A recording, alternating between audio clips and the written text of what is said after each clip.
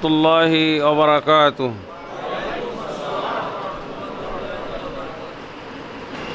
আলহামদুলিল্লাহ,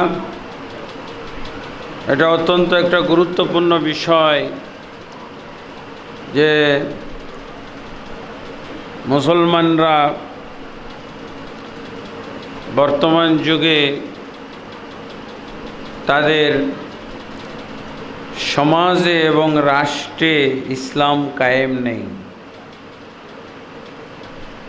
অথচ ইতিহাসে আমরা জানতে পারি 1924 সাল পর্যন্ত ইসলামী খেলাফত এই দুনিয়াতে কায়েম ছিল। মুসলমানদের রাজত্ব ছিল ভারতবর্ষে প্রায় 700-800 বছর রাজত্ব চালিয়েছে এই মুসলমান জাতি। আর আজকে মুসলমান জাতির ইতিহাস কি বদলে গেছে, সম্পূর্ণ বদলে গেছে। এই জন্য আবার আমাদেরকে চেষ্টা করতে হবে, আবার আমাদেরকে ফিরে আসতে হবে।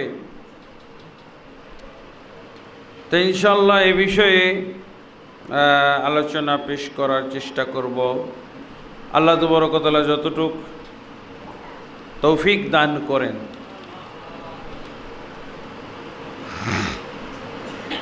ইন্নাল হামদুলিল্লাহ নাহমাদুহু ওয়া নাস্তাঈনুহু ওয়া নাস্তাগফিরুহু ওয়া নাউযু বিল্লাহি মিন শুরুরি আনফুসিনা ওয়া মিন সাইয়্যাতি আ'মালিনা।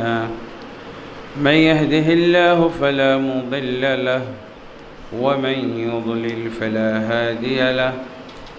وأشهد أن لا إله إلا الله وحده لا شريك له وأشهد أن محمدا عبده ورسوله. يا أيها الذين آمنوا اتقوا الله حق تقاته ولا تموتن إلا وأنتم مسلمون. يا أيها الناس اتقوا ربكم الذي خلقكم من نفس واحدة وخلق منها زوجها وبث منهما رجالا كثيرا ونساء واتقوا الله الذي تساءلون به والأرحام إن الله كان عليكم رقيبا. يا أيها الذين آمنوا اتقوا الله وقولوا قولا سديدا يصلح لكم أعمالكم ويغفر لكم ذنوبكم ومن يطع الله ورسوله فقد فاز فوزا عظيما. أما بعد فإن خير الحديث كتاب الله وخير الهدي هدي محمد صلى الله عليه وسلم وشر الأمور محدثاتها وكل محدثة بدعة وكل بدعة ضلالة وكل ضلالة في النار. أما بعد فأعوذ بالله من الشيطان الرجيم. لقد كان لكم في رسول الله أسوة حسنة لمن كان يرجو الله واليوم الآخر وذكر الله كثيرا. وقال سبحانه وعد الله الذين آمنوا منكم وعملوا الصالحات ليستخلفنهم في الأرض كما استخلف الذين من قبلهم وليمكنن لهم دينهم الذي ارتضى لهم وليبدلنهم من بعد خوفهم أمنا يعبدونني ولا يشركون بي شيئا ومن كفر بعد ذلك فأولئك هم الفاسقون. وقال سبحانه وما خلقت الجن والإنس إلا ليعبدون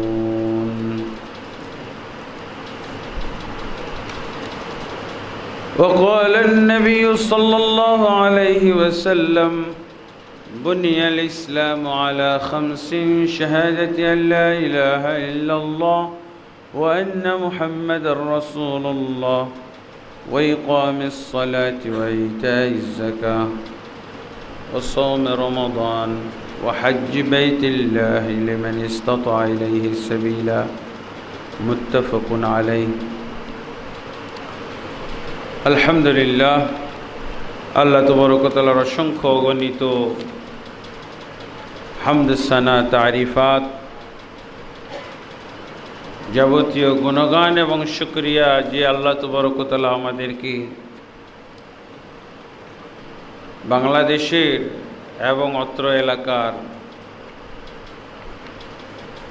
হাজার হাজার লক্ষ কোটি মানুষের মধ্য থেকে নির্বাচন করেছেন কোরআন এবং হাদিসের আজকের বিষয়ভিত্তিক আলোচনা শুনতে আসার জন্যে আলহামদুলিল্লাহ রব্বিল আলামিন। অতঃপর নবী মুহাম্মদ রাসূলুল্লাহ সাল্লাল্লাহু আলাইহি ওয়াসাল্লামের প্রতি অসংখ্য অগণিত দুরূদ ও সালাম নাজিল হোক। আল্লাহুম্মা সাল্লি আলাইহি আল্লাহুম্মা বারিক আলাইহি। অতঃপর আবু বকর রাদিয়াল্লাহু জামে মসজিদ ও হিফজ মাদ্রাসার বহুতল ভবন নির্মাণ কাজ উপলক্ষে, তার মানে মসজিদের সার্বিক উন্নয়নের উপলক্ষে ৫ম বার্ষিকী ওয়াজ মাহফিল। এই মাহফিলের সম্মানিত সভাপতি জনাব মোহাম্মদ জহুরুল ইসলাম শাইখ, অত্র আবু বকর জামে মসজিদ ও হিফজ মাদ্রাসারও সভাপতি। উনি আমার অত্যন্ত ঘনিষ্ঠ এবং দাওয়াতি বন্ধু। ওনার সাথে এরকম পরিবেশে অনেকবার একত্র হওয়ার আল্লাহ তৌফিক দান করেছেন, আলহামদুলিল্লাহ রব্বিল আলামিন। অতঃপর আজকে যারা বক্তব্যে আপনাদের এখানে বক্তব্য দেওয়ার জন্য উপস্থিত হয়েছিলেন এবং আপনাদেরকে কোরআন এবং হাদিস থেকে মূল্যবান বক্তব্য শুনিয়েছেন, আল্লাহ তাবারক ওয়া তাআলা আমাদের সকলকে কবুল করুন, আল্লাহুম্মা আমিন। এবং এই মসজিদকে আল্লাহ তাবারক ওয়া তাআলা কাঙ্ক্ষিত লক্ষ্যে পরিপূর্ণ অবস্থায় আল্লাহ তাবারক ওয়া তাআলা পৌঁছে দেন, আল্লাহুম্মা আমিন। আপনারা অবশ্যই, যেহেতু এই প্রতিষ্ঠান বা এই মসজিদের উন্নয়ন কল্পে মাহফিল দেওয়া হয়েছে, এই বিষয়টা আপনারা খেয়াল করবেন। এবং আমাদেরকে ডাকা হয়েছে আপনাদের দ্বীন ও ঈমানের উন্নয়ন কল্পে, আপনাদের ডাকা হয়েছে মসজিদের উন্নয়ন কল্পে, আর আমাদেরকে ডাকা হয়েছে আপনাদের উন্নয়ন কল্পে। আলহামদুলিল্লাহ, সুন্দর একটা বিনিময়ের ব্যবস্থা, তাবাদল। তো আমরা আজকে আমাদের দ্বীন এবং ঈমানের উন্নয়নের যে পালা এসেছে, এই ক্ষেত্রে নির্দিষ্ট বিষয়বস্তুর উপরে আমরা আলোচনা করব আজকে, এবং বিষয়বস্তুর উপরে আলোচনা হওয়াটাই উচিত। যেখানে যেই মাহফিলে যেই অনুষ্ঠানে বিষয়ভিত্তিক আলোচনা হয় না, দেখা যায় যে ওখানে কিছুই শেখা হয় না।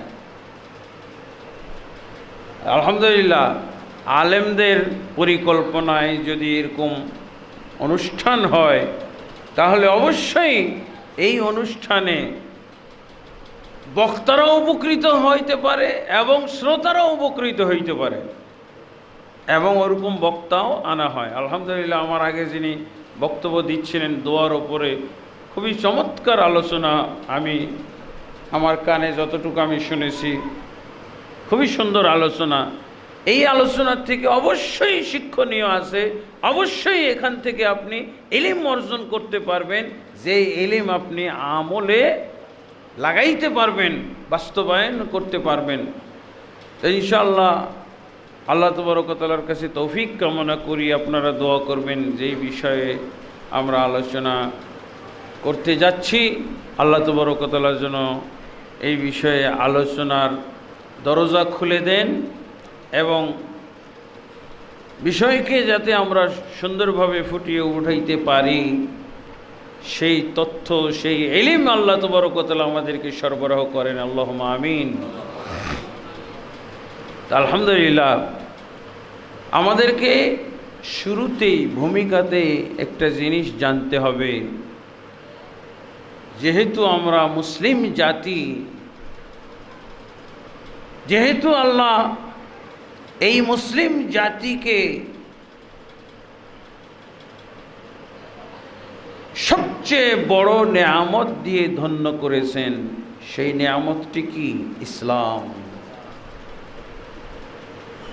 এই নেয়ামতটা শুধুমাত্র মুসলিম জাতিকে আল্লাহ দিয়েছেন, ইসলামের নেয়ামত। আর কোনো জাতিকে আল্লাহ দেননি, সবাই বঞ্চিত, একেবারে ঢালাওভাবে সব বঞ্চিত। এবং এটা আল্লাহর পক্ষ থেকে আসা ধর্ম, দিন, জীবন ব্যবস্থা। এটা মানুষের তৈরি করা নয়, এটা আল্লাহ তাবারক ওয়া তাআলা মানব জাতির কল্যাণের জন্যে তিনি নিজে সাজিয়ে দিয়েছেন। নিজে তিনি এই ইসলাম ধর্মের যাবতীয় উপায়, উপকরণ, উপাদান এবং ইসলামের যাবতীয় বিষয়, যাবতীয় আইটেম তিনি নির্ধারণ করে দিয়েছেন। কোনো আইটেম আল্লাহ তাবারক ওয়া তাআলা বাদ রাখেননি, পরিপূর্ণ করে দিয়েছেন। আলহামদুলিল্লাহ রাব্বিল আলামিন। এই ইসলাম ধর্ম কেউ বলতে পারবে না এর কোনো জন্মদাতা নাই, প্রতিষ্ঠাতা নাই। কোনো মানুষের মধ্যে কোনো পণ্ডিত খুঁজে পাওয়া যাবে না, কোনো ব্যক্তি খুঁজে পাওয়া যাবে না, কোনো নবী রাসূলও খুঁজে পাওয়া যাবে না যে এই ধর্ম বানিয়ে দিয়েছেন। না, এটা কে দিয়েছেন? ইন্নাদ-দীনা ইনদাল্লাহিল ইসলাম। আল্লাহর নিকটে মনোনীত দিন হলো একটাই, সেটা কি? একমাত্র ইসলাম। এরপরে আল্লাহ এই কথার ব্যাখ্যাটাও করে দিয়েছেন, ওয়া মাইয়াবতাগি গায়রাল ইসলামি দীনান ফালান ইউকবালা মিনহু ওয়া হুয়া ফিল আখিরাতি মিনাল খাসিরিন। যে ব্যক্তি ইসলাম বাদ দিয়ে অন্য কোনো দিন, অন্য কোনো ধর্ম তালাশ করবে, ফালান ইউকবালা মিনহু, কশিন কালেও তার থেকে সেটা গ্রহণ করা হবে না, গ্রহণযোগ্য হবে না। একমাত্র ইসলামই হলো আল্লাহর মনোনীত দিন, মনোনীত ধর্ম। আর আল্লাহ কি বলে দিচ্ছেন?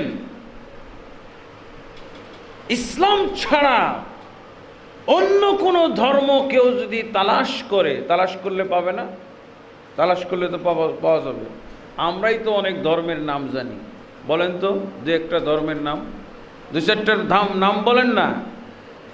আমাদের সমাজে কি আছে? হিন্দু ধর্ম,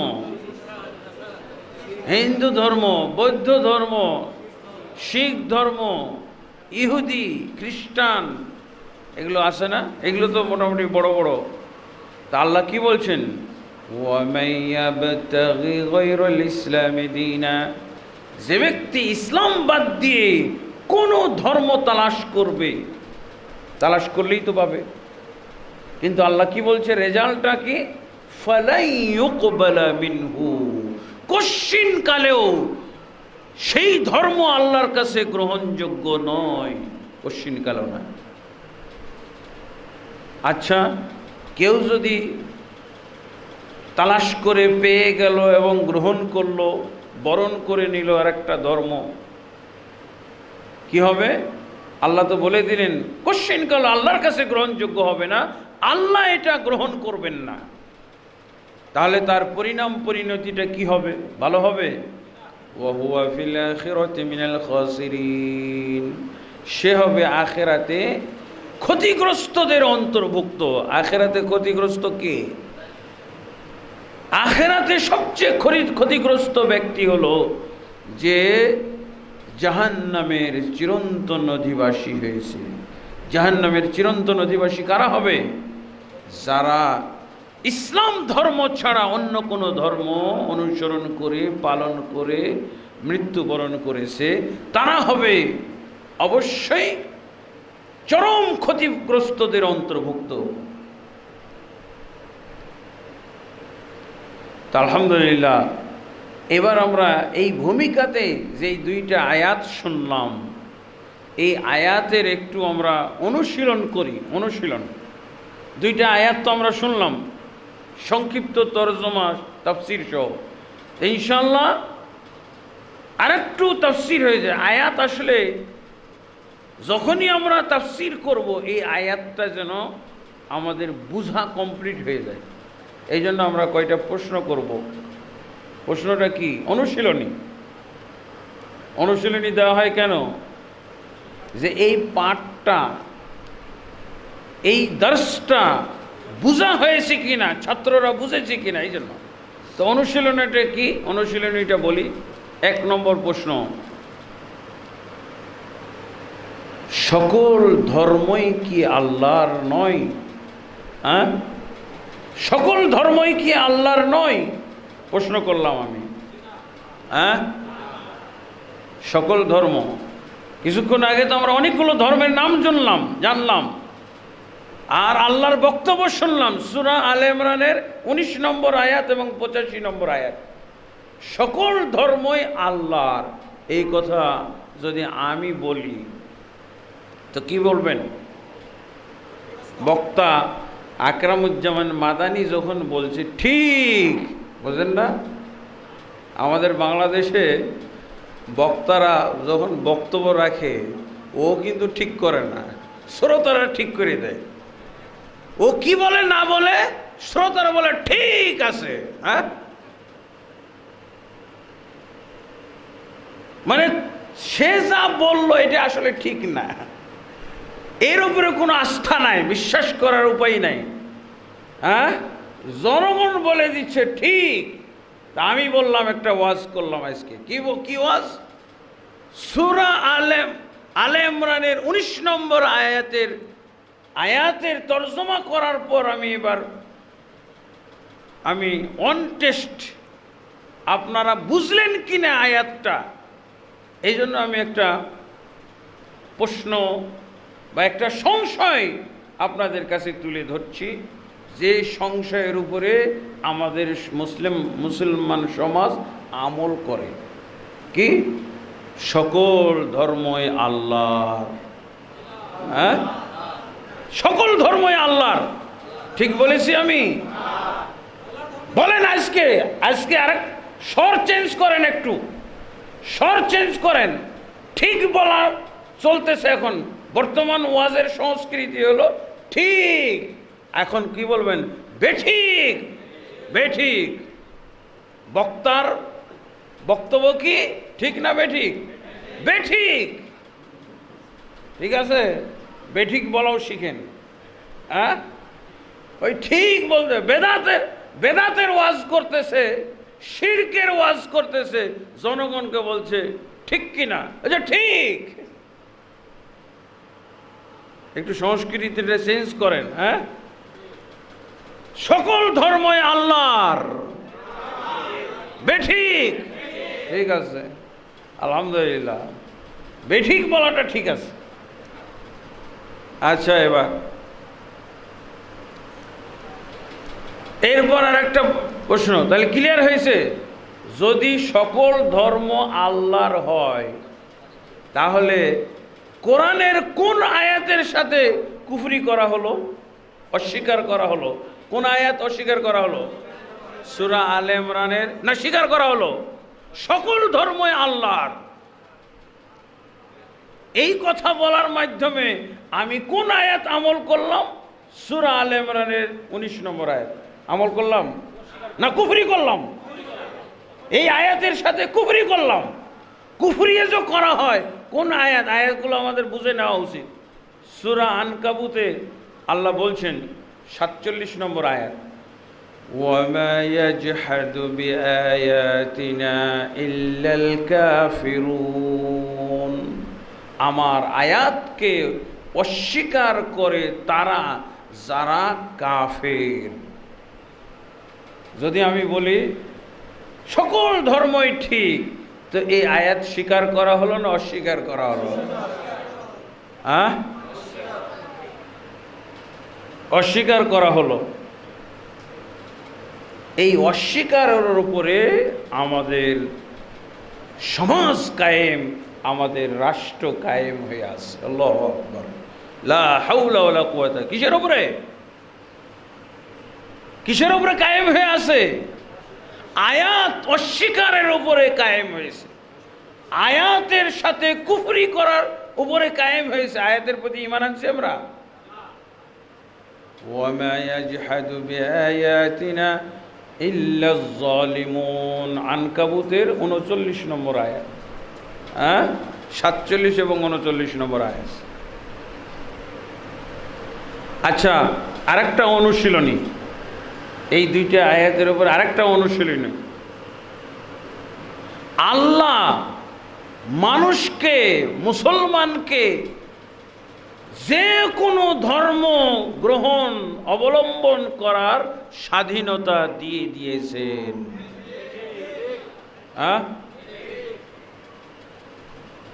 ঠিক না বেঠিক?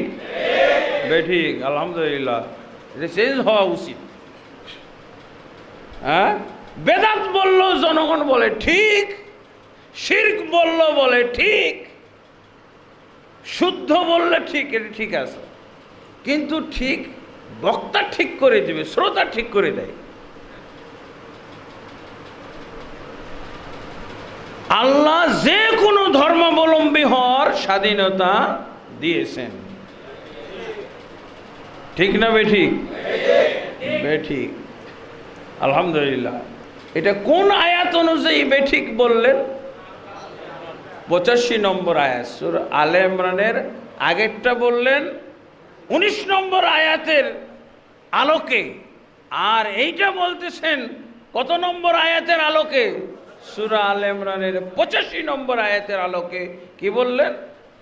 আল্লাহ যে কোনো ধর্মাবলম্বী হওয়ার স্বাধীনতা দিয়ে দিয়েছেন। বেঠিক? বেঠিক কোন আয়াত দিয়ে পারলেন? সূরা আলে ইমরানের 85 নম্বর আয়াত। আল্লাহ কি বলছেন এই আয়াতের মধ্যে? এই আয়াতটা হলো আবার 19 নম্বর আয়াতের তাফসীর। আয়াতের তাফসীর যদি আয়াত হয় তাহলে জানবেন যে নিশ্চিন্ত একেবারে বিশুদ্ধ তাফসীর। এর চেয়ে বিশুদ্ধ তাফসীর আর পৃথিবীতে হয় না, হতে পারে না। আল্লাহ কি বলছেন? وَمَن يَبْتَغِ غَيْرَ الْإِسْلَامِ دِينًا فَلَن يُقْبَلَ مِنْهُ, যে ব্যক্তি ইসলাম ছাড়া অন্য কোনো ধর্ম তালাশ করবে কশ্চিন কালেও তা গ্রহণ করা হবে না। আল্লাহ গ্রহণ করবেন না। অন্য যে কেউ গ্রহণ করতে পারে। কে গ্রহণ করতে পারে অন্য ধর্ম? ইবলিস, শয়তান। ইসলাম ছাড়া অন্য ধর্ম গ্রহণ করার জন্য একেবারে ওত পেতে বসে আছে, আপনাকে ঠিক বলার জন্য বসে আছো। ইবলিস, শয়তান, ঠিক আমি অমুক ধর্মাবলম্বী হয়ে যাব, ঠিক। আর ওর বাহিনী কত? ওর বাহিনী মজবুত, বুঝেছেন? একেবারে অস্ত্র শস্ত্র নিয়ে রেডি হয়ে আছে। কোনটা কায়েম করার জন্য রেডি হয়ে আছে? আল্লাহ যে কোনো ধর্মাবলম্বী হওয়ার স্বাধীনতা দিয়ে রেখেছেন। এটার আবার আয়াত আছে। আয়াত আছে জানেন? মানে ওদের কোরআনে একটাই আয়াত আছে, আমাদের কোরআনে 7টা আয়াত। সূরা কাফিরুনের আয়াত কয়টা? 7টা। আর যারা বলে যে আল্লাহ সকল ধর্ম অবলম্বন করার, সকল ধর্ম গ্রহণ করার স্বাধীনতা দিয়ে রেখেছেন, ওদের সূরা কাফিরুনের একটাই আয়াত আছে, 7টা নাই। কি আয়াত আছে জানেন? 7মটা খালি আছে। আমরা শুনেছি, হাদিসে পড়েছি যে কিয়ামতের আগে সব আয়াত মুছে যাবে, কোরআনের সূরার আয়াত মুছে যাবে। কিন্তু যারা বলছে আল্লাহ সব ধর্ম গ্রহণ করার স্বাধীনতা দিয়ে দিয়েছেন, ওদের কোরআনের আয়াত সবগুলো মুছে গেছে, খালি লাস্টেরটা আছে। কোনটা? লাকুম দীনুকুম ওয়ালিয়া দীন।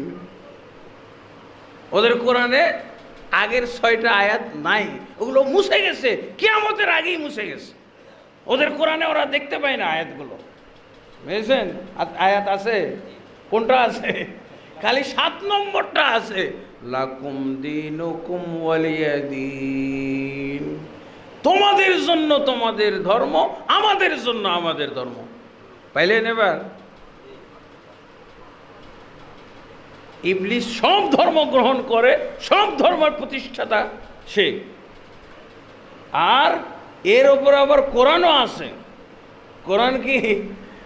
সূরা কাফিরুনের 7 আয়াত বিশিষ্ট সূরা, কিন্তু ওই 6টা আয়াত জীবনও তেলাওয়াত করবে না ওরা। কোনটা করবে? 7 নম্বরটা। কিয়ামতের আগেই তাদের 6টা আয়াত মুছে গেছে, নাই, দেখতেই পাই না তারা, খালি শুধু একটাই সূরা একটা আয়াত তেলাওয়াত করে। আবার অনেকে ভুল করে বলেও ফেলে সহিহ বুখারীতে নাকি আছে, ওরা আয়াতও বলে না, বলছে বুখারীতে আছে লাকুম দীনুকুম ওয়ালিয়া দীন। হ্যাঁ, তোমাদের জন্য তোমাদের ধর্ম, আমাদের জন্য আমাদের ধর্ম। এটা কার?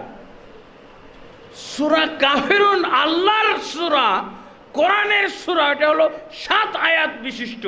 আর ইবলিসের সূরা মাত্র 1 আয়াত বিশিষ্ট। হ্যাঁ, হলো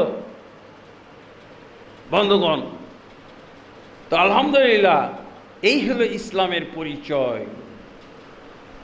ইসলামের পরিচয় পাওয়া গেল না এবার? আল্লাহু আকবার। কত দামি ধর্ম, কত মূল্যবান, কত গুরুত্বপূর্ণ। এই ধর্ম সম্পর্কে, এই দিন সম্পর্কে স্বয়ং আল্লাহ তাবারক ওয়া তাআলা এই আলে ইমরানের 2টি আয়াতের মাধ্যমে একেবারে তার পরিচয় পাকাপোক্তা করে দিয়েছেন। আল্লাহ পাকাপোক্তা করে দিয়েছেন। ইসলাম ছাড়া অন্য কোনো ধর্ম আল্লাহ মানেন না, আল্লাহ চান না, আল্লাহ দেখতেও চান না। হ্যাঁ, এরপর আসেন, কেন কেন আল্লাহ তাবারক ওয়া তাআলা ইসলাম ধর্ম সম্পর্কে এত তিনি কঠোর? এটা কঠোর না? আল্লাহু আকবার। আল্লাহ কি বলছেন? যে ব্যক্তি ইসলাম ছাড়া অন্য কোনো ধর্ম তালাশ করবে, ফালাই ইউকবালা মিনহু।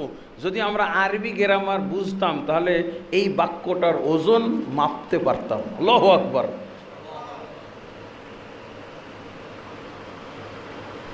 লান তাকিদ, কোশ্চিন কালেও না, কখনোই না, ইসলাম ছাড়া অন্য কোনো ধর্ম আল্লাহর কাছে গ্রহণযোগ্য নয়।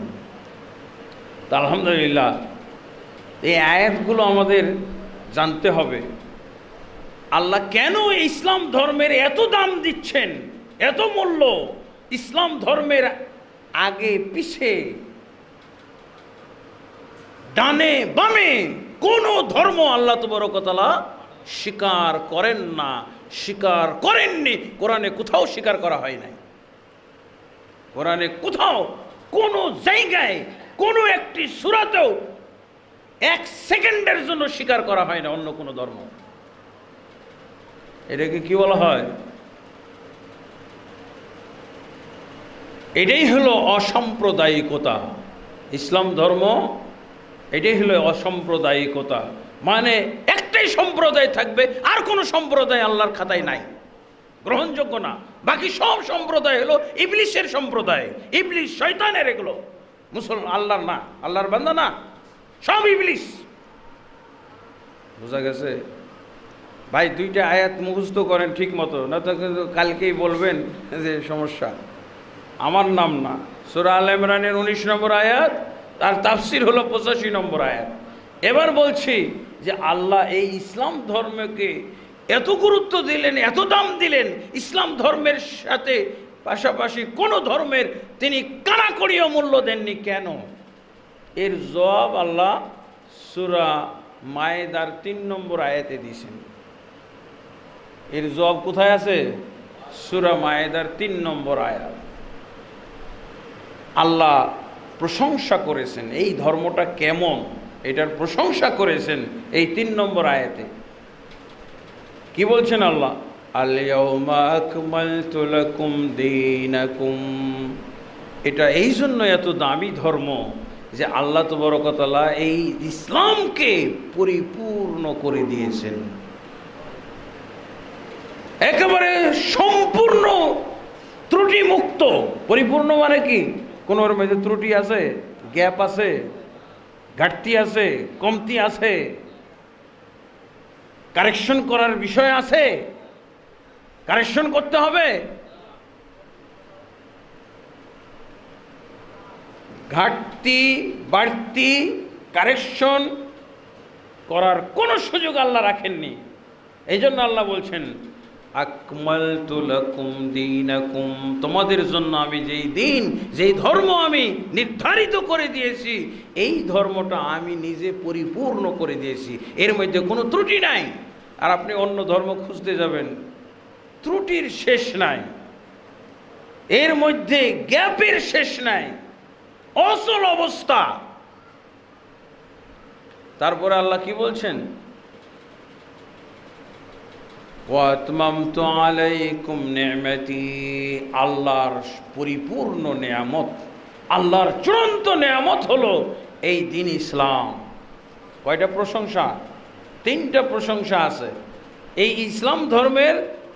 3টা প্রশংসা। 1 নম্বর হলো এই ধর্ম হলো পরিপূর্ণ, সম্পূর্ণ, আর এটা হলো আল্লাহর চূড়ান্ত নেয়ামত, একমাত্র নেয়ামত, প্রধান নেয়ামত।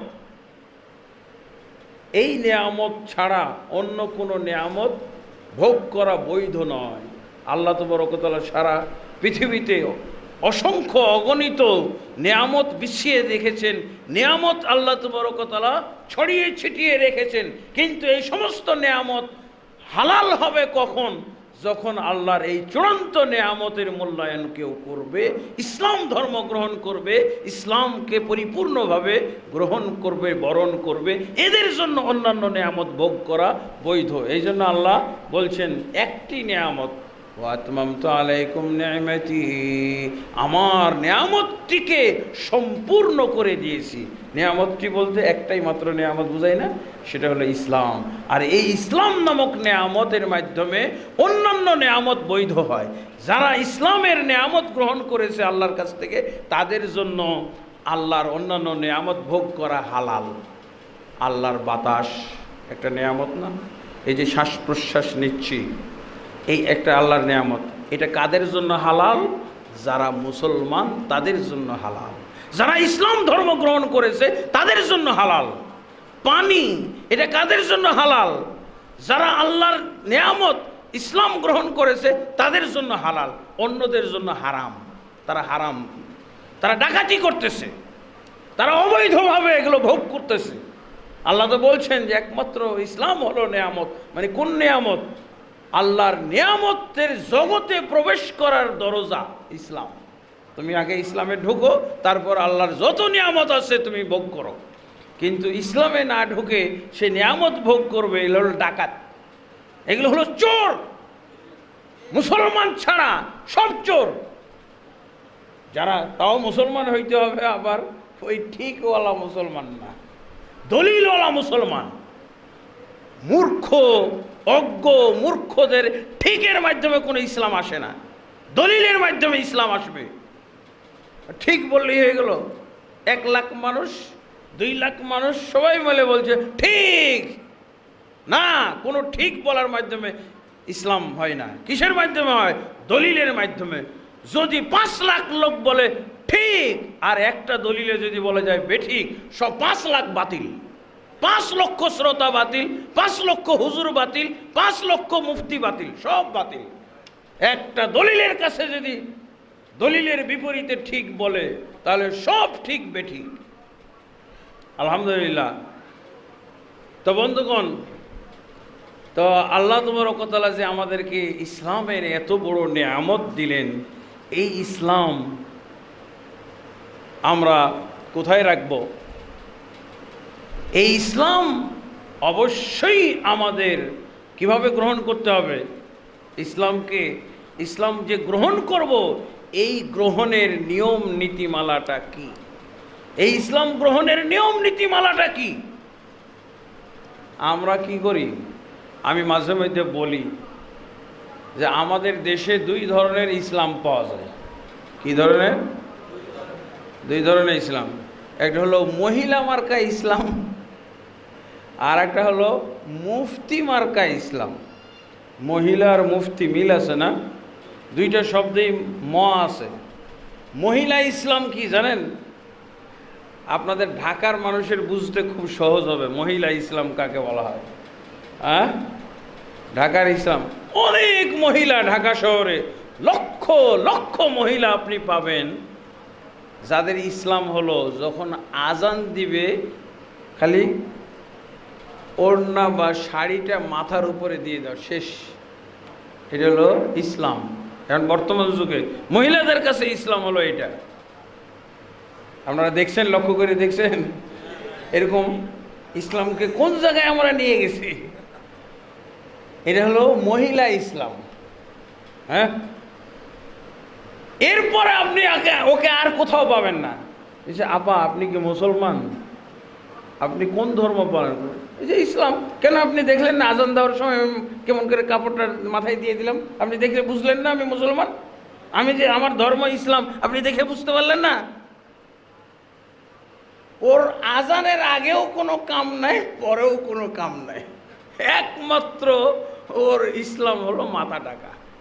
আর আজান শেষ আবার নামাই, হ্যাঁ, কারণ ইসলাম পালন শেষ। আর কি? এটা হলো ইসলাম। এই ইসলাম কোথায় পাইলেন ভাই? হ্যাঁ, বুঝেছেন? এর কি আপনারা লক্ষ্য করেছেন? হ্যাঁ, ও কি নামাজ পড়ে? খালি আজান দিলে মাথায় কাপড় দেয়, এই পর্যন্ত ওর ইসলাম শেষ। এটা কোথায় আছে? কোরআন হাদিসে কোথাও আছে? জিবরিল আলাইহিস সালাম যখন ইসলাম সম্পর্কে জিজ্ঞেস করছিলেন, তখন কি নবী সাল্লাল্লাহু আলাইহি ওয়াসাল্লাম বলছিলেন যে মাথায় কাপড় দিয়ে দাও? এই মহিলারা এই ইসলাম পাইল কোথায়? হ্যাঁ,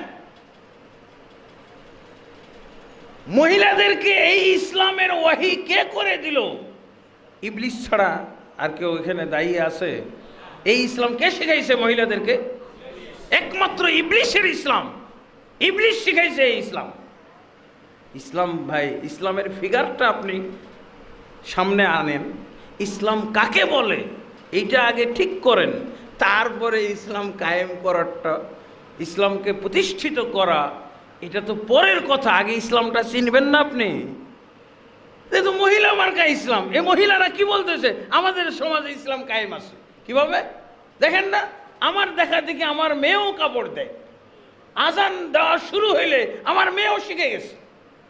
আমি আমার দাদির কাছ থেকে শিখছি, আমার নানির কাছ থেকে শিখছি, আমার মায়ের কাছ থেকে শিখছি। কি ইসলাম? মুসলমান হইতে হইলে, মহিলাকে মুসলমান হইতে হইলে, ইসলামের পরিচয় দিতে হইলে অবশ্যই যখন আজান পড়বে তখন মাথা ডাকতে হবে। এটা কার কাছ থেকে শিখছে? ওই দাদির কাছ থেকে শিখছে, মার কাছে শিখছে, বড় বোনের কাছে শিখছে, মুরব্বীর কাছে শিখছে। এই ইসলাম দিয়ে কিছু হবে? এই ইসলাম দ্বারা ইবলিসের উপকার হইতে পারে, শয়তানের উপকার হইতে পারে, ইসলাম বিরোধী কাফের মুশরিকদের উপকার হইতে পারে। এই ইসলাম দিয়ে মুসলমানের কোনো উপকার হইতে পারে না। হবে? সি সি সি, এটা বলে ইসলাম? এটা নাকি ইসলাম? লজ্জাজনক কথা। ও মহিলারা, আপনাদেরকে জানতে হবে যে মাথা মাথা ঢাকাটা ইসলামের ধরেন যে 100 ভাগের 1 ভাগ, 100 ভাগ এটাও ইসলামে আছে, কিন্তু এটাই শুধু ইসলাম তা না। আর মুফতি সাহেবেরা বলতেছে কি, অনেক পীর মুর্শিদ মুফতি মুহাদ্দিস তারা আবার ইসলামের ব্যাখ্যা দিচ্ছে কিভাবে। ইসলাম হচ্ছে কি মাযহাব মানার নাম। মাযহাব মানার নাম হলো ইসলাম। আপনি যে জিজ্ঞেস করেন যে হুজুর এই যে লোকটা, এই হুজুর কিন্তু মাযহাব মানে না, ও কিন্তু মাযহাব মানে না, কি বলবে? ওর ইসলাম নাই, ওর ইসলাম নাই। আপনারা শুনছেন এগুলো মাসলা? আপনারা যদি এগুলো মাসলা, এটা কি আগেরটা বললাম মহিলার দৃষ্টিতে ইসলাম, আর এখন কি মুফতি পীর মুর্শিদের দৃষ্টিতে ইসলাম। মুফতি যে মাযহাব মানে না, তাহলে কি হুজুর ফতোয়া দিয়ে দিবে। আপনি যান না বসুন্ধরায়, আপনি যান না হাটহাজারিতে, যান, আপনি যান দেওবন্দে যান বড় হুজুরের কাছে, আপনি একজন অপরাধীকে নিয়ে যাবেন ধরে, কি বলছে হুজুর এই লোক তো মাযহাব মানে না। কি বলবে? মুসলমানই তো না, মাযহাব না মানলে ইসলাম থাকে নাকি? জিবরিল আলাইহিসসালাম কি বলছিলেন? হ্যাঁ, জিবরিল আলাইহিসসালামকে কি আল্লাহ রসুল বলছিলেন, হে জিবরিল, ইসলাম সম্পর্কে যখন জিজ্ঞাসা করেছিলেন তখন আল্লাহ রসুল কি বলছিলেন? আন তাত্তাবিআ মাযহাবাম মিনাল মাযাহিবিল আরবা। হে জিবরিল, আপনাকে 4 মাযহাবের যে কোনো একটা মানতেই হবে। আছে? কি বলছে? তো এখান থেকে কেন ইসলাম শুরু হইল ভাই? যেটা হাদিসে জিবরিল ইসলামের ফিগার নির্ধারণের হাদিস, এটাকে কি বলা হয়? ইসলামের ফিগার নির্ধারণের হাদিস। জিবরিল আলাইহিসসালাম এটাকে বলছিলেন যে অবশ্যই জিবরিল যে কোনো মাযহাব, ওরা তো এখন বলতেছে মাযহাব মাযহাব মাযহাব মাযহাব মাযহাব করতে করতে আল্লাহ মাযহাব মানে, নবী মাযহাব মানে, সাহাবীরা মাযহাব মানে, খালি মাযহাব আর মাযহাব ছাড়া কিচ্ছু নেই।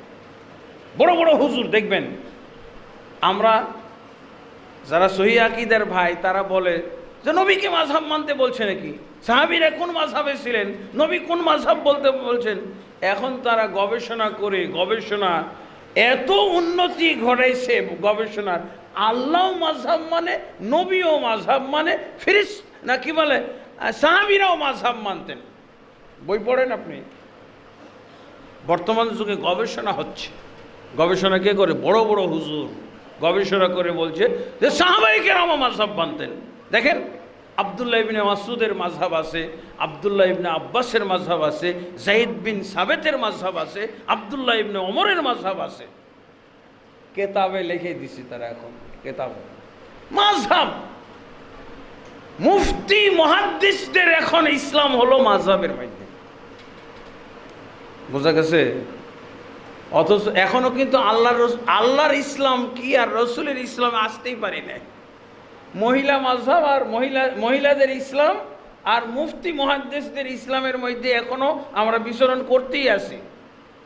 আগাছা সাপ ইসলাম কোথায় আছে খুঁজে বের করতে হবে আমাদের ইসলাম কোথায় ধামাচাপা পড়ে গেছে? এই মহিলার ওড়নার মধ্যে। আর আর পীর মুর্শিদ আর মুফতি মুহাদ্দিসদের এই যে সব মাযহাবের আবর্জনার মধ্যে তলিয়ে গেছে, ধামাচাপা পড়ে গেছে ইসলাম। এখনো কিন্তু আসতে পারে। বর্তমান যুগে সব ওয়াজ হলো এগুলো, সব ওয়াজ বড় হুজুর। লামাযহাবীরা বাতিল ফেরকা, লামাযহাবীরা হলো এরা মুসলমান না, এরা গুমরাহ। কেন? ওই যে মাযহাব মানা ফরজ, এটা মানে না। এই মাযহাব মানা ফরজ, এবার এইটার চলতেছে দাওয়াত, খুব জোরালোভাবে দাওয়াত, জোরালোভাবে দাওয়াত। তার মানে আপনি কি বুঝছেন? আপনার সেই যুক্তিটাও তারা এখন মানে ধ্বংস করে ফেলতে চাচ্ছে। আপনি যে বলবেন, আপনি যে বলে বেড়ান, চট করে বলে ফেলেন যে আবু বকর কোন মাযহাব মানতেন, ওমর উসমান কোন মাযহাব মানতেন, সাহাবায়ে কেরাম কোন মাযহাব মানতেন। এখন তারা কিতাব লিখে দিয়েছে, বুঝছেন? কিতাব কিতাব বুঝেন তো? মুফতিতে কিতাব লিখেছে যে সাহাবীরাও মাযহাব মানত। আপনি বলেন মুফতি আব্দুল মালিক সাহেব হাজার হাজার ছাত্র তৈরি করতেছে এরকম।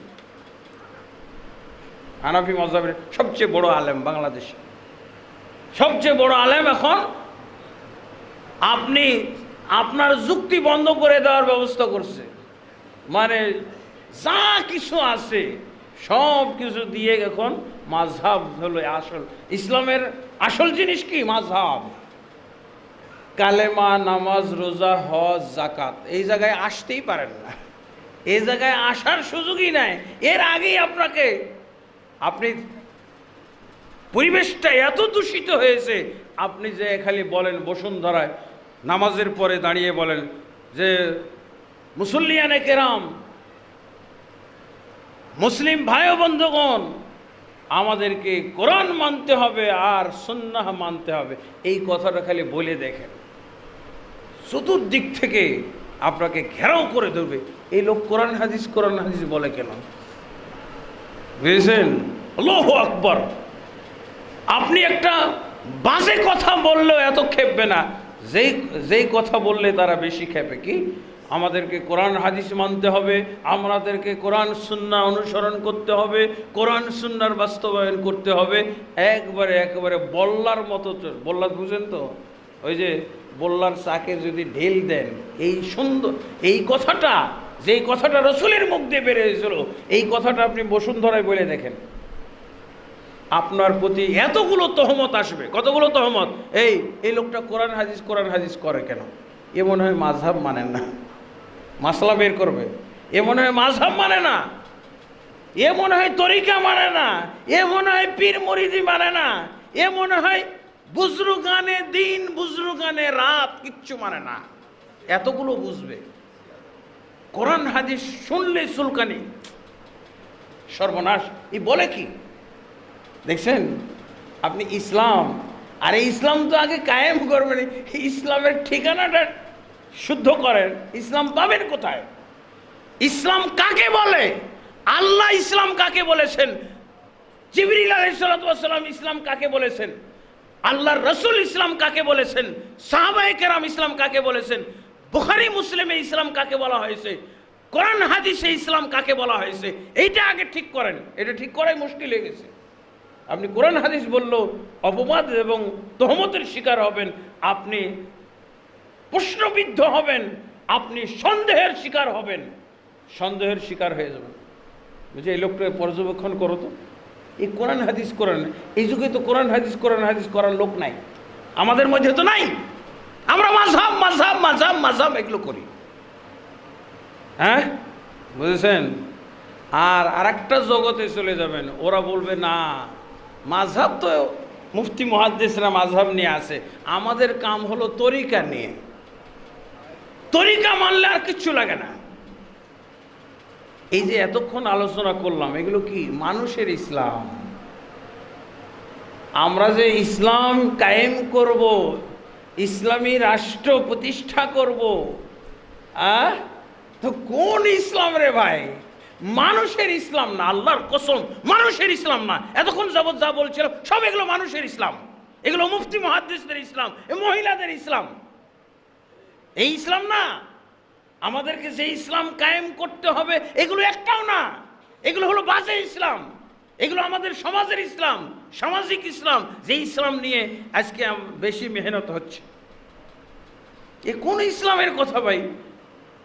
আমরা যে ইসলামের কথা বলি, যে ইসলাম আমাদেরকে কায়েম করতে হবে, এই ইসলামের ঠিকানা মাত্র দুইটা। ঠিকানা কয়টা? কি ঠিকানাটা কি? হ্যাঁ, কোরআন এবং সুন্নাহ। আলহামদুলিল্লাহ রাব্বিল আলামিন। কোরআন এবং সুন্নাহ, এই কোরআন এবং সুন্নাহ বললে আপনি তহমতের শিকার হবেন, গোয়েন্দা লেগে যাবে। কি গোয়েন্দা? দেখো এই কোরআন সুন্নাহ করে কেন? সমস্যা আছে, দেখো বিপদ আছে। কোরআন সুন্নাহ বলা যায় না, আপনি কি তাহলে কি ইসলাম কায়েম করবেন? আলহামদুলিল্লাহ। তো তাহলে ইসলাম বলতে কোন ইসলাম আমাদেরকে কায়েম করতে হবে? আল্লাহর ইসলাম। আল্লাহর ইসলাম ছাড়াও যে অন্য ইসলাম আছে, এটা আপনারা এতক্ষণ পরিচয় পাইলেন? হ্যাঁ,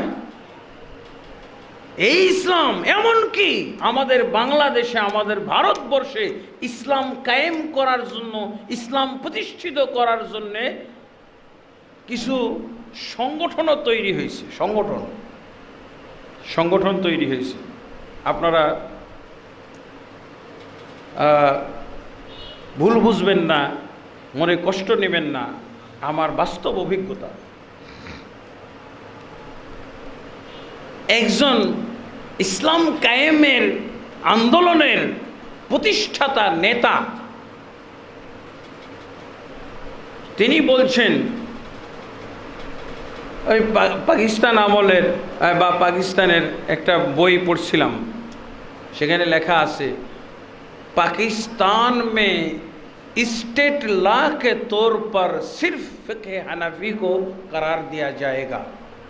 তাকে জিজ্ঞেস করা হয়েছিল যে আপনারা যে দিন কায়েমের আন্দোলন করতেছেন, ইসলাম কায়েমের আন্দোলন করতেছেন, কিন্তু পাকিস্তানে তো অনেক দল মত সংগঠন আছে, তো কিসের ভিত্তিতে আপনারা দিন কায়েম করবেন একটু বলেন।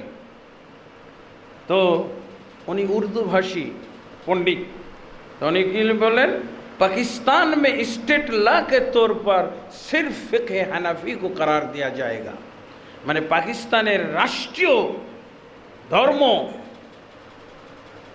রাষ্ট্রীয় আইন, সংবিধান হিসেবে শুধুমাত্র হানাফি ফিকাকে প্রতিষ্ঠিত করা হবে, কায়েম করা হবে, আর অন্য কিছু না। ভাই, ইসলামী রাষ্ট্র কায়েম হবে, ইসলামী দিন কায়েম হবে রাষ্ট্রের উপরে, তো এই একই কথা। কোরআন সুন্নাহ কায়েম, কোরআন সুন্নাহ কো करार दिया जाएगा, এটা বলা গেল না? কোরআন সুন্নাহ তো সব মাযহাবেরই, সব মাযহাবই তো দাবি করে কোরআন সুন্নাহ, কোরআন সুন্নাহ, কোরআন সুন্নাহ।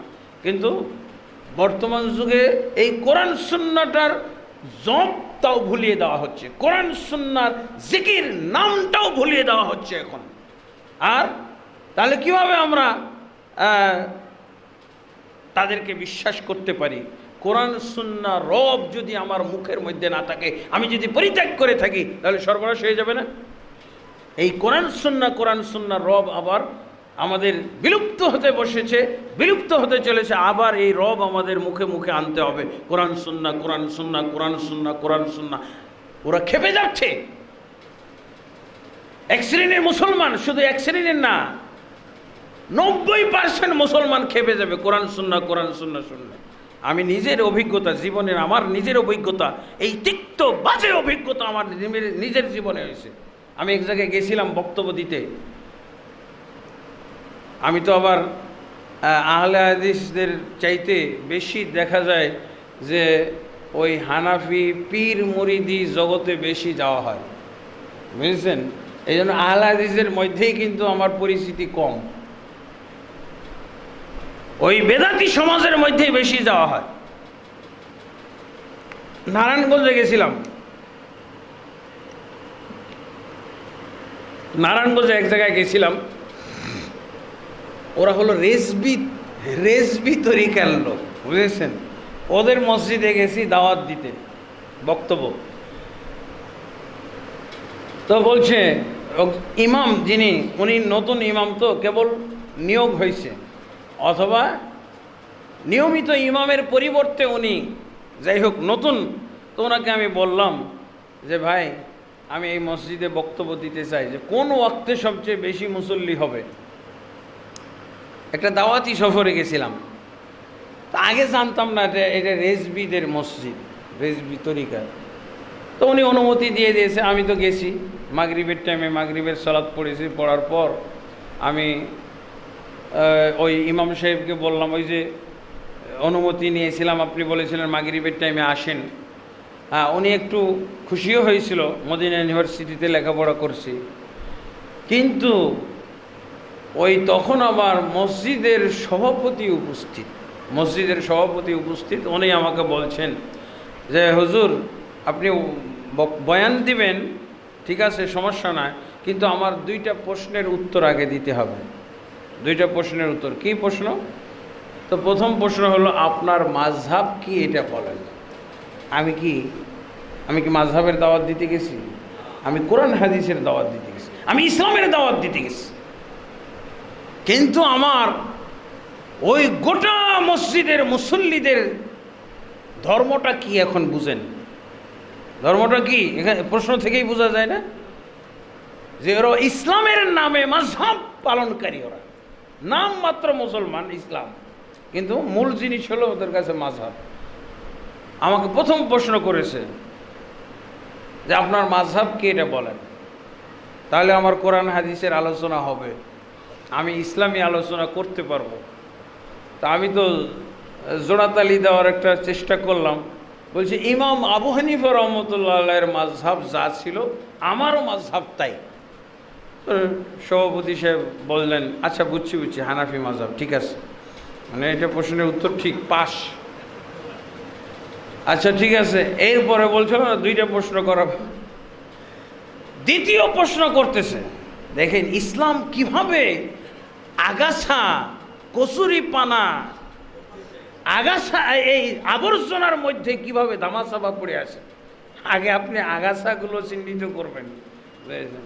তো বলছে আচ্ছা ঠিক আছে, দ্বিতীয় প্রশ্ন আপনার তরিকা কি।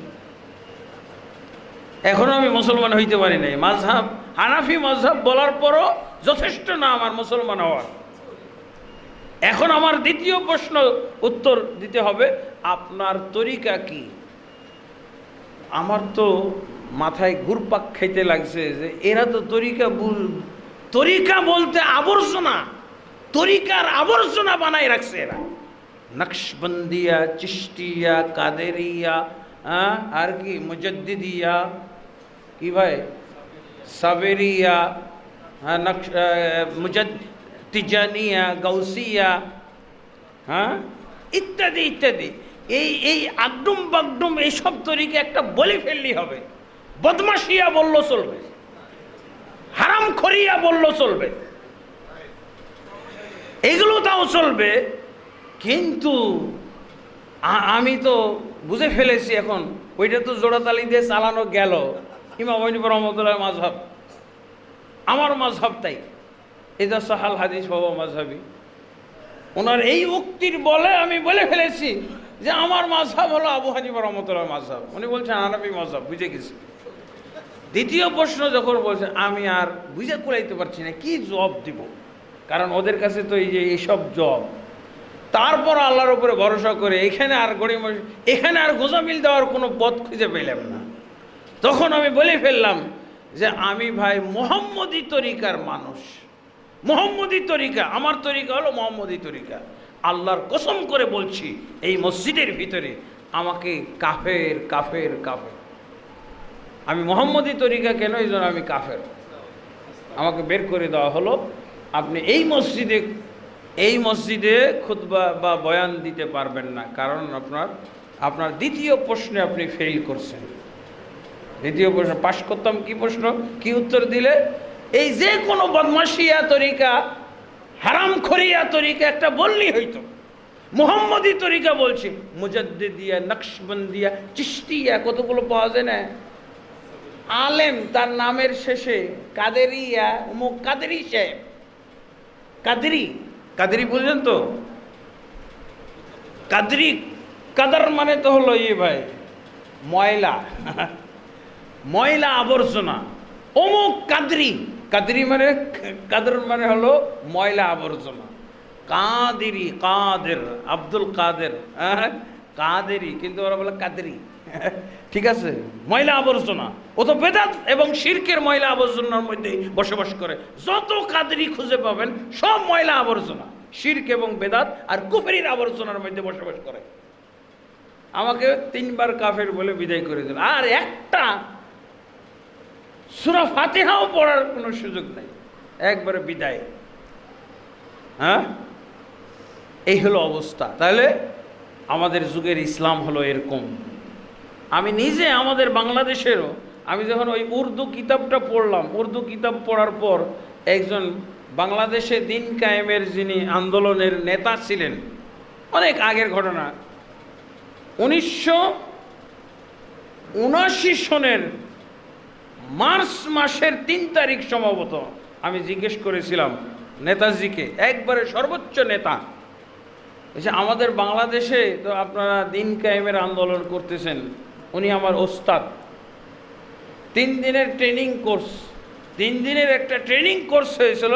সেই ট্রেনিং কোর্সের কাজ কি, মুসলিমদের ঐক্যের ভাবনা, ঐক্যের উপরে আমরা গবেষণা করব, ঐক্যের উপরে একটা কর্মশালা, একটা কোর্স হয়েছিল।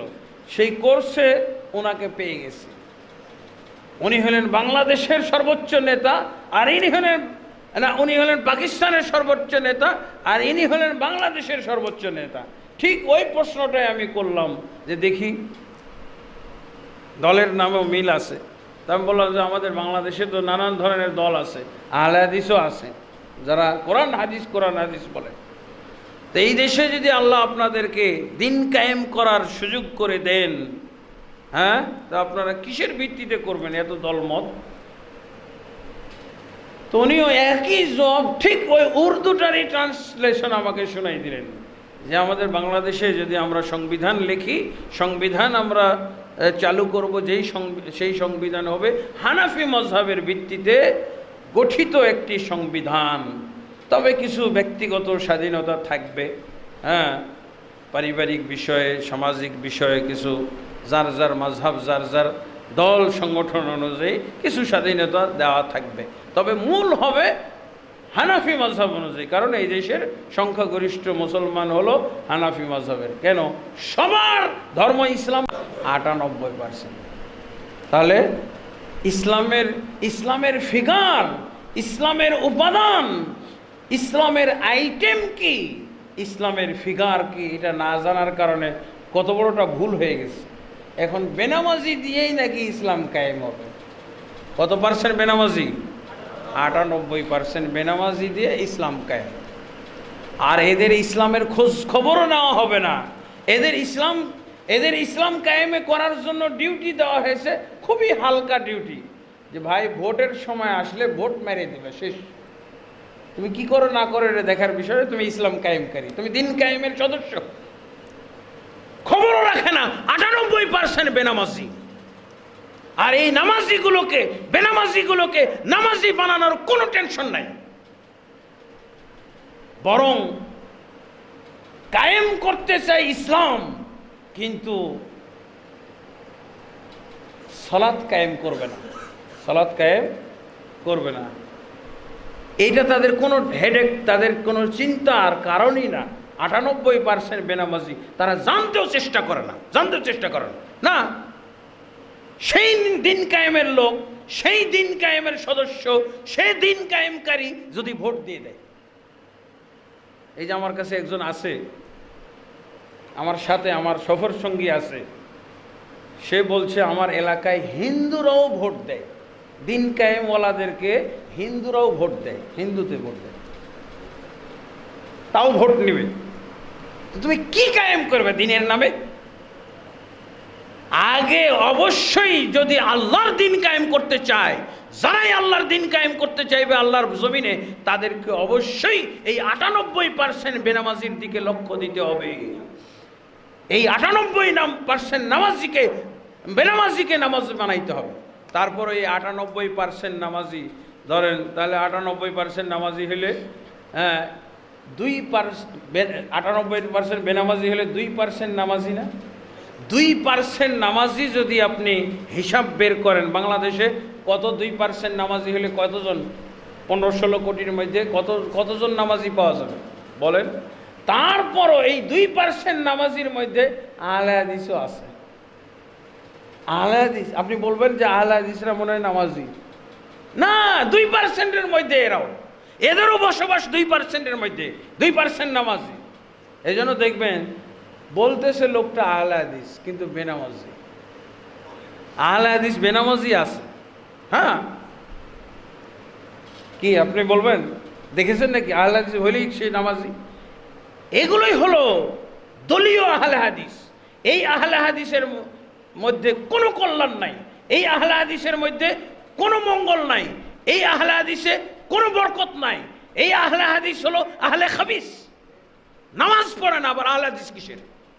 আবার কিছু মুফতিও পাওয়া যায় যে বেনামাজি আহলে হাদিস নামাজি হানাফির চাইতে ভালো।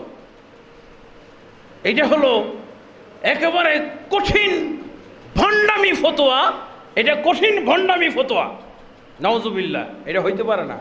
তারপরে এই 2% নামাজির মধ্যে কোন নামাজি পাওয়া যাবে?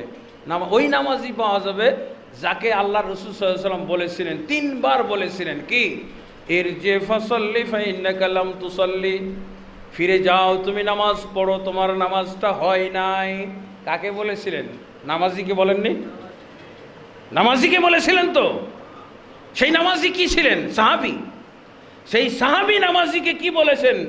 ইরজি ফাসাল্লি ফাইন্নাকা লাম তুসাল্লি, তুমি ফিরে যাও, তোমার সালাত পড়ো, আমি দেখেছি তোমার সালাত মোটেও হয় নাই, আবার দোহরায়া পড়ো। 2%-এর মধ্যে এই পার্টি আছে, আহলে হাদিসও আছে আর এই পার্টিরাও আছে। তার মানে আপনি হাজারে একজন নামাজি, আসল নামাজি পাবেন কিনা সন্দেহ আছে। হাজারে একজন যেই নামাজি দিয়ে ইসলাম কায়েম করা সম্ভব। এবং এই কথাটা তাহলে এখন এতক্ষণে কমন পড়ে গেল। মসজিদুল হারামের খতিব আবু সামহ আব্দুল জাহের নুরুদ্দিন হায়াতুল কুলুব নামক একটা আকীদার কিতাব উনি লিখেছেন। কে? মসজিদুল হারাম কোথায় আছে? গাজীপুরে।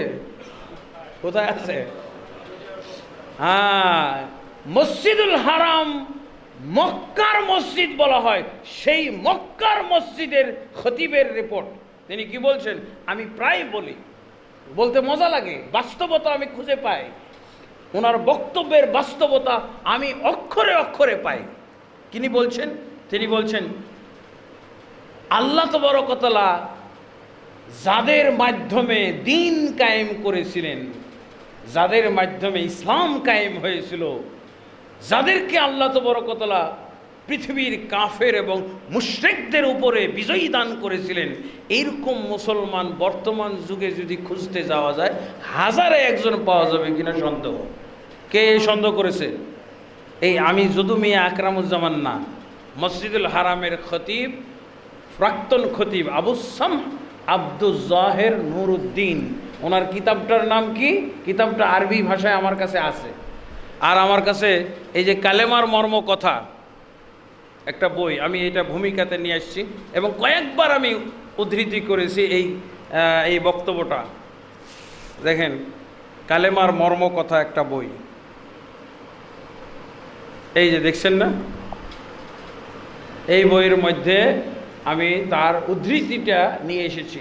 এই কালেমার মর্ম কথা হলো আকীদার কিতাব।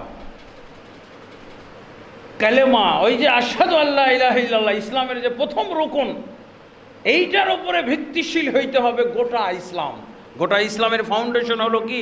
কালেমা। এই বইটা হয়তো আমার গাড়িতে সামান্য কিছু থাকতে পারে, জহুরুল ভাইকে দিয়েছিলাম 1 কপি হাদিয়া, গিফট করেছিলাম। আমার 5টা বই একসাথে বের হয়েছে, কালেমার মর্ম কথা, আর একটা হলো বিভক্তির আবর্তে মুসলিম জাতি, বর্তমান সাম্প্রতিককালে সাংগঠনিক বিভক্তি, এইটা বই বের হয়েছে। ওই যে আমি বললাম চিকিৎসা 1 নম্বর, রাজনীতির যদি কোনো বিচক্ষণ রাজনীতিবিদ ইসলাম কায়েমের রাজনীতি করে, তাহলে তাকে 1 নম্বর যেটা কাজ করতে হবে, সংগঠন তো করি, এই 90% মুসলমানকে সুসংগঠিত করতে হবে, তাদেরকে একত্রিত করার রূপরেখা, এলেমটা কি, গোটা মুসলিম জাতি ঐক্যবদ্ধ হইতে পারে, সেই এলেম, হারানো এলেম, বিলুপ্ত এলেম, সেটা আমি এখানে তুলে ধরেছি এই বইয়ের মধ্যে। সাম্প্রতিককালে সাংগঠনিক বিভক্তি, আর একটা হলো শবে বরাত সমাধান, এটা অবশ্য এখন নাই, এটা আমি রিপ্রিন্ট করার চেষ্টা করেছি। আর একটা হলো কি, ইসলামের দৃষ্টিতে চরমপন্থা, জঙ্গিবাদ ও সন্ত্রাস। আমরা যদি যখন এই বক্তব্যগুলো দেই, তখন কি বলে বেদাতি ভাইয়েরা, যারা দিন কায়েমের নামে যারা প্রহসন করতেছে, ফাইসলামি করতেছে, এরা যে অভিযোগ দেয় থানাতে যে এটা জঙ্গি, এটা কি আলোচনা করছে, এটা জঙ্গি। হ্যাঁ, আলহামদুলিল্লাহ। তো তো আলহামদুলিল্লাহ, এটা তাহলে আমি আজকে যেটা আপনাদেরকে বললাম, এই বইগুলো সামান্য কিছু আছে হয়তো গাড়িতে, আপনারা যারা চান নিতে পারবেন, সালাত সম্পাদনের পদ্ধতি। তো আলহামদুলিল্লাহ, তো এই অবস্থাটা আমাদের বাস্তবতার সাথে মিলেও যায়। উনি কি বলছেন যে বর্তমান যুগে হাজারে একজন মুসলমান আছে কিনা ইসলামওয়ালা মুসলমান, এই নবীর সংজ্ঞা অনুযায়ী মুসলমান, নবীর সংজ্ঞা দেখেন, এই যে কালেমাতেই তো ধরা পড়ে যাবে অনেক মুসলমান। কালেমার অর্থটাই সহি না। আমাদের সালাত কায়েম বলতে আমরা কি বুঝি? শুক্রবারের জুমার দিন পড়লেই সালাত হয়ে যায়। আবার কে বলছে ঈদের সালাত পড়লেও হয়ে যায়। যেখানে নামাজি কাকে বলে, বেনামাজি কাকে বলে, এইটাই ক্লিয়ার করতে পারে নাই আমাদের দেশের আলেম ওলামা জনসাধারণের কাছে। সেখানে নামাজি হবে কি করে বলেন? 98% বেনামাজি, তাও আবার ওই যে আবার নামাজ পড়ো, তোমার নামাজ হয় না, এরকম নামাজিও আছে। অধিকাংশ নামাজি এরকমই, অধিকাংশ নামাজি এরকমই, যে নামাজ পড়ে কিন্তু নামাজ হয়, নামাজ পড়েও বেনামাজি, এরকম নামাজি বেশি। তা আলহামদুলিল্লাহ, তা আমি যেটা আজকে বুঝাইতে চেয়েছি সেটা হলো, অবশ্যই আমাদেরকে ইসলাম বুঝতে হবে, আর পড়লে খালি হবে না, শুনলে হবে না, আর মানলে হবে না, ইসলামটাকে বুঝতে হবে। এই বুঝার পয়েন্টটা বাকি থেকে যায়। বুঝার পয়েন্ট বাকি থাকলে সর্বনাশ না। তা আলহামদুলিল্লাহ, এটা বোঝার পর আমরা যেটা বলছি সেটা হলো, আমরা যদি ইসলাম বুঝে যাই তাহলে শেষে আল্লাহ আমাদের ইসলাম কায়েম করে দেবে। কে কায়েম করে দিবে? আমরা তো বলছি নিজেদের টেনশন আমরা নিজেরা হাতে নিয়েছি, কিন্তু আসলে আল্লাহ আমাদেরকে ইসলাম কায়েম করে দেওয়ার ওয়াদা করে রেখেছেন। ওয়াদাটা কোথায় দেখেন, সূরা নূরের 55 নম্বর আয়াত শেষ। এই আয়াতটার তর্জমা করে শেষ করে, তাহলে সোজা কথা, আমরা যদি ইসলাম, আল্লাহর সংজ্ঞায়িত ইসলাম, রাসূলের সংজ্ঞা অনুযায়ী যে ইসলাম আমরা পেলাম, এই ইসলাম, এবং আল্লাহ রসুল কিন্তু এই ইসলাম কায়েম করার জন্য সাহাবায়ে কেরামকে দায়িত্ব দিয়েছেন। দেখেন সহিহ বুখারীর হাদিসে পাওয়া যায়, মুআজ বিন জাবাল রাদিয়াল্লাহু আনহুকে আল্লাহ রসুল ইসলামে দীক্ষিত করার জন্য, ইসলাম কায়েম করার জন্য উনি প্রেরণ করেছিলেন। তখন কি বলেছিলেন? ইয়া মুআজ ইন্নাকা তা'তি কওমান মিন আহলিল কিতাব, হে মুআজ, তোমাকে আমি পাঠাচ্ছি এমন একটা জাতির কাছে যারা আহলে কিতাব। আহলে কিতাবরাও তো মুসলমান না, তারা কাফের।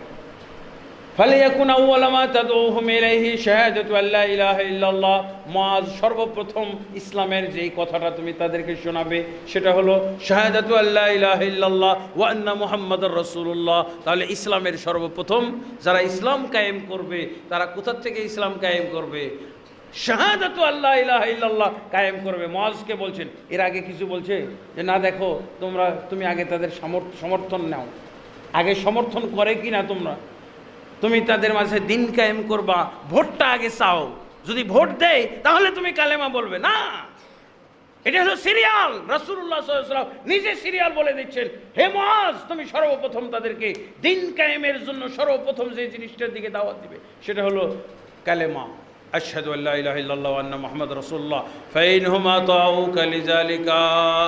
হে মুআজ, তারা যদি তোমার এই দাওয়াত কবুল করে ফেলে তাহলে তাদেরকে তুমি দাওয়াত দিবে আন্নাল্লাহ ফরদা আলাইহিম খামসা সালাওয়াতিন, নিশ্চয় আল্লাহ তাদের উপরে 5 ওয়াক্ত সালাত ফরজ করেছেন। 5 ওয়াক্ত সালাত ফরজ করেছেন। আর পড়তে হবে কয় ওয়াক্ত? ফরজ শব্দের অর্থ হলো কম্পালসারি। কম্পালসারি একটা সাবজেক্ট ছাড়া যায়? একটা সাবজেক্ট ছাড়লে কি হয়? ফেল না? কিন্তু আল্লাহর সাবজেক্টে এই 98% মানুষ পালন করে না, তারপর পাস, তারপরও এরা নাকি ইসলাম কায়েম করবে। খবরদার এরকম ইসলাম কায়েম করে চাইেন না। আগে ইসলাম কায়েমের আন্দোলন অফ করে দেন, ইসলাম কায়েমের আন্দোলনগুলো সব সুইচ অফ করেন, ইসলাম বুঝার আন্দোলন শুরু করেন। ইসলাম বুঝার আন্দোলন একটাও হয়নি, একটাও না। ইসলাম বুঝার আন্দোলন হইতে হবে। আলহামদুলিল্লাহ, আমি এখনই শেষ করে দিচ্ছি। আর যদি আমরা ইসলাম বুঝার আন্দোলনে সফল হই তাহলে আমাদের ইসলাম কায়েম আল্লাহ নিজে করে দিবেন। কিভাবে? শোনেন, ওয়াদাল্লাহুল্লাযীনা আমানু মিনকুম ওয়া আমিলুস সালিহাত, সূরা নূরের 55 নম্বর আয়াত। আল্লাহ ওয়াদা করেছেন যারা ঈমান এনেছে তাদের সাথে ওয়াদা করেছেন কি, আর যারা সৎ আমল করেছে। সৎ আমল কি করে? নামাজ বাদ দিয়ে সৎ আমল আছে? নামাজ আমি পড়ি না, আমি বেনামাজি, কিন্তু আমি দিন কায়েমের 1 নম্বর সৈনিক। ফালতু কথাবার্তা। তুমি ইসলামের পরাজয়ের কারণ। এই বেনামাজি, তুমি ইসলামের পরাজয়ের কারণ। তুমি শিরকে হাবুডুবু খাচ্ছ, তুমি বেদাতের মধ্যে হাবুডুবু খাচ্ছ, তুমি ইসলামের পরাজয়ের কারণ। তোমার দ্বারা ইসলাম কখনো বিজয় হইতে পারে না। আর তুমি যে ইসলাম কায়েম করবে, এই ইসলামের মধ্যে কোনো কল্যাণ থাকতে পারে না। এই ইসলামের মধ্যে কোনো, এই ইসলাম খুঁজতে গেলে শিরক পাওয়া যাবে, বেদাত পাওয়া যাবে, কুফরি পাওয়া যাবে, কুসংস্কার পাওয়া যাবে। এই ইসলামের দরকার নাই। ওই ইরান মার্কা ইসলামের কোনো দরকার নাই। আমরা কোন ইসলাম চাই? নববী ইসলাম, ইরানি ইসলাম না। আমরা দেশি ইসলামও চাই না। আমরা কোনটা ইসলাম চাই? দেশি ইসলাম। দেশি মাছ, দেশি মুরগি, হ্যাঁ, আর কি দেশি গরু। কোনটা পছন্দ করি? দেশি ইসলাম। দেশি ইসলামের নানান রূপ চেহারা, হাস্যকর। ইসলাম কায়েম করবে 100 দলে বিভক্ত। তামাশা, তামাশা। ইসলাম কায়েম করার জন্য পূর্ব শর্ত হলো সবগুলো দল ভেঙে এক হইতে পারলে তোমার দ্বারা ইসলাম কায়েম হবে। আর না হলে তুমি 1000 বছর, 1,00,000 বছরও যদি চেষ্টা করো, তোমার দ্বারা ইসলাম কায়েম হবে না। বুঝা গেছে? তা আল্লাহ কি বলছেন? ওয়াদা করেছেন ইমানদারদের সাথে, আর যারা সৎ আমল করে, 5 ওয়াক্ত সালাত পড়ে এবং অন্যান্য যত ফরজ ইবাদত আছে, ফরজ আমল আছে, এগুলো করে। তুমি যদি একটা ভোটও না দাও, অবশ্যই আল্লাহ ইসলাম কায়েম। আল্লাহ বলছেন না তোমরা কায়েম করে নিবে, না, আল্লাহ বলছে আমি করে দেব। আল্লাহ বলছেন কি, লা ইস্তাখলিফান্নাহুম ফিল আরদি, আল্লাহ তাবারক ওয়া তাআলা অবশ্যই তাদেরকে জমিনের বুকে খেলাফত দান করবেন, ক্ষমতা দান করবেন, তাদেরকে আধিপত্য দান করবেন, তাদেরকে গদিতে বসিয়ে দিবেন। আল্লাহ বসাবেন। আমরা নিজেরা বসতে চেষ্টা করি। আল্লাহর বসানোর জিনিস দেখেছেন? আল্লাহ যে কিভাবে প্রতিষ্ঠিত করেন, আপনি সূরা আনফালের 9 এবং 10 নম্বর আয়াত পড়েন। আল্লাহ যে বসাই দিতে পারেন, আল্লাহ যে দিতে পারেন। সূরা আহজাব পড়েন। 313 জনকে আল্লাহ বিজয় এনে দিয়েছিলেন। কিসের মধ্যে? 1000-এর বিপরীতে। এই বেটা, তুই ভোট ভোট ভোট করিস কেন? এটা কি ভোটের ঠিক ছিল? ভোট অনুযায়ী কি ঠিক আছে? 313 জন কিভাবে 1000-এর বিপরীতে বিজয় লাভ করতে পারে? এটা হুঁশজ্ঞান আছে? এই কোরআন পড়েছিস তুই?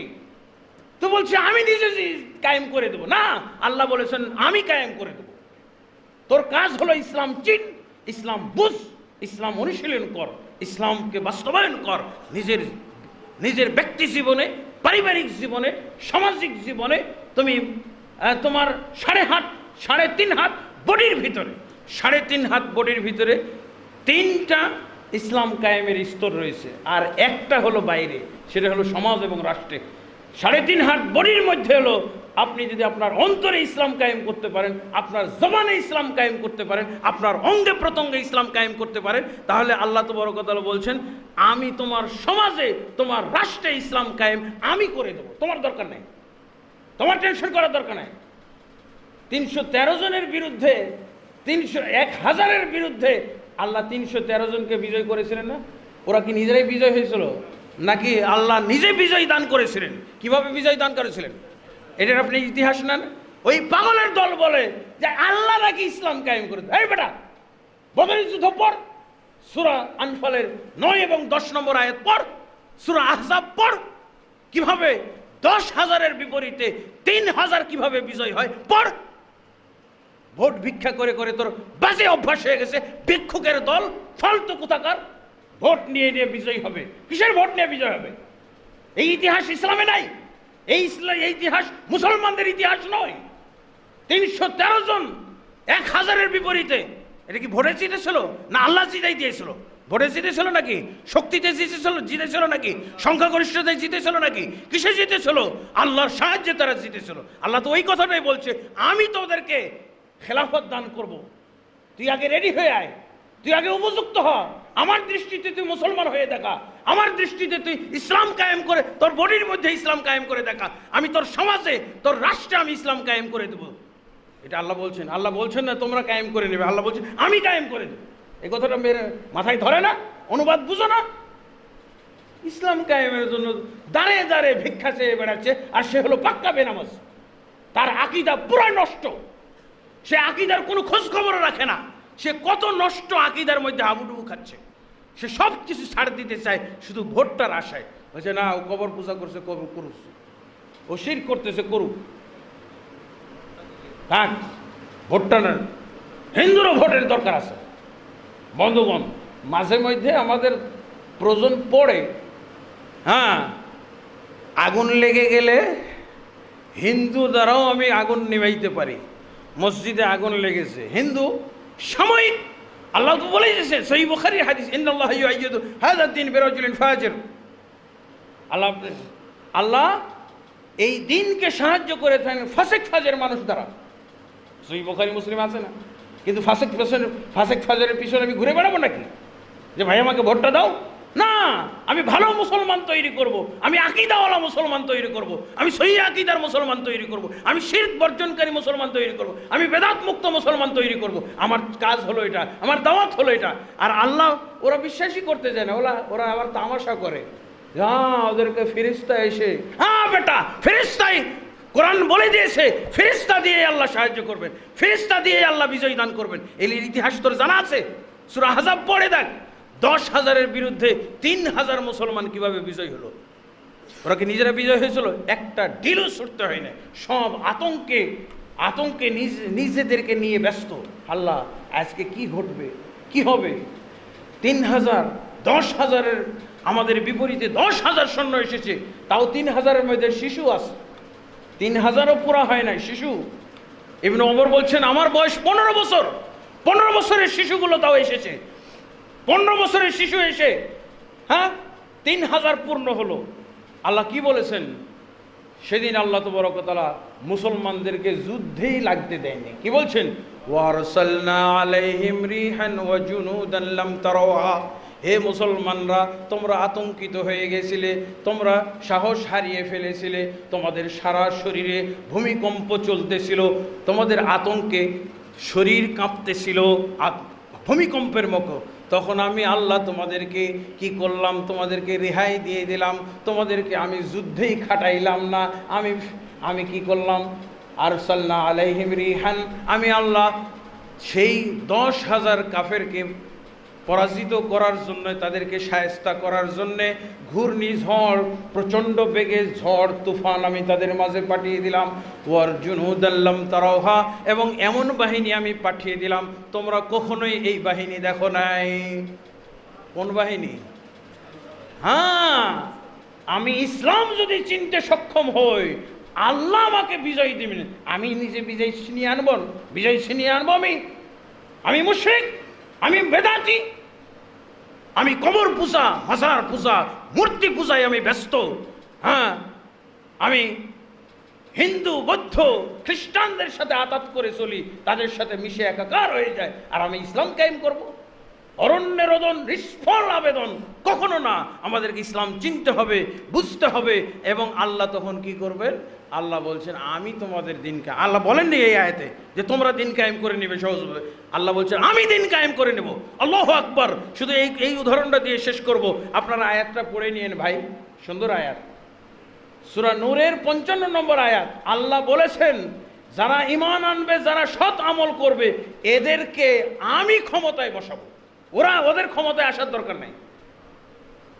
এই আয়াতের বাস্তবতা জানবেন? শেষ এই কথাটা বলে, আল্লাহ রাসূল সাল্লাল্লাহু আলাইহি ওয়াসাল্লাম যখন মক্কা থেকে মদিনায় আসলেন, এসে দেখছেন দিন কায়েম হয়ে গেছে, দিন কায়েম হয়ে গেছে।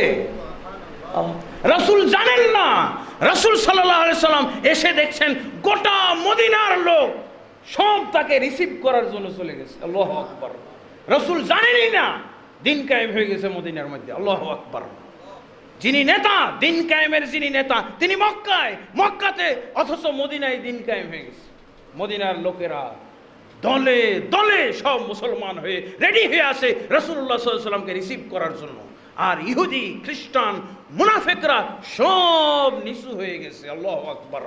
দিন কায়েমের জন্য দিনের নেতাটাকেও লাগে নাই, দিনের নেতারও প্রয়োজন পড়ে নাই। নবী মুহাম্মদ রাসূলুল্লাহ সাল্লাল্লাহু আলাইহি ওয়াসাল্লাম মক্কাতেই রয়েছেন, মদিনায় দিন কায়েম হয়ে গেছেন। কি করেছিলেন রাসূলুল্লাহ সাল্লাল্লাহু আলাইহি ওয়াসাল্লাম? মুসআব বিন উমাইরকে বলেছিলেন, মুসআব বিন উমাইর তুমি আমার আগেই মদিনায় চলে যাও, এই কোরআনটা নিয়ে যাও। আল্লাহু আকবার। আপনি দিন কায়েমের ইতিহাস পড়েন, দিন কায়েম কিভাবে হয়। মুসআব বিন উমাইর রাদিয়াল্লাহু আনহু এই কোরআন নিয়ে বাড়িতে বাড়িতে গেলেন আর কোরআন শিখাইলেন। সবিনা খতম না, আমাদের দেশে হেফজখানা খুলে দিয়েছে। আর কারি সাহেব সারা বিশ্বে ফার্স্ট, কারি সাহেব তৈরি করছে। কিন্তু কোরআন বুঝার এরকম আন্তর্জাতিক কোনো ব্যক্তি তো না, খুঁজে পাওয়া যায় না। কোরআনের সুমিষ্ট তেলাওয়াত করে কোনো লাভ নাই যদি কোরআন না বুঝি। কোরআন না বুঝলে কোনো ফায়দা নাই, কোরআন বুঝতে হবে। এটা হলো কোরআনই সংস্কৃতি। হ্যাঁ, কোরআন তেলাওয়াতে প্রতি অক্ষরে সওয়াব আছে, একটা করে নেকি 10 নেকি 700 নেকি হইতে পারে।